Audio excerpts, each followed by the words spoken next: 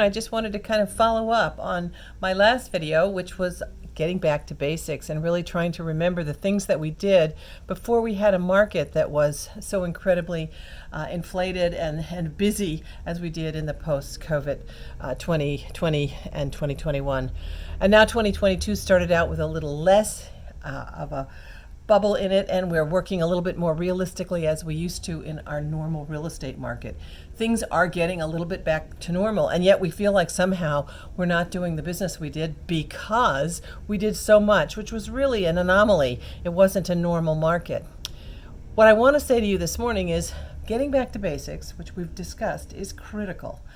Getting back to making those phone calls, meeting those people, networking, following up, getting in touch with old clients who might have some real estate needs again, getting in touch with new clients, building a sphere of influence of more new potential customers and clients. The piece that's incredibly important, though, is you can plan all this. I remember having an agent once, wrote the best business plan I have ever seen. It could have come out of a Harvard MBA program. In fact, I think she had an MBA, and it was from one of the best schools. The interesting thing is when I hired her and when I watched her go through training and saw the business plan she wrote, I was really excited. I mean, so excited. I thought this woman is going to be amazing. Well, guess what? That woman never pulled the trigger. She had all the great ideas. She had everything going for her, but she didn't do the business.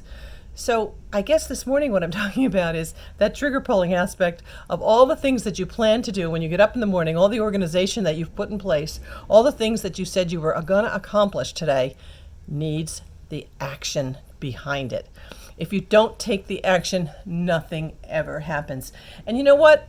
That's the best differentiator between great agents and agents that are not terribly successful. It's that they pull the trigger. Sometimes you pull the trigger and things don't always work out right, but you continue to move forward with the next transaction and the next transaction and the next transaction. You bring more people into your sphere, and before you know it, you're busy and busy and busier. I have to tell you that if you can't take the action, you'll never be successful.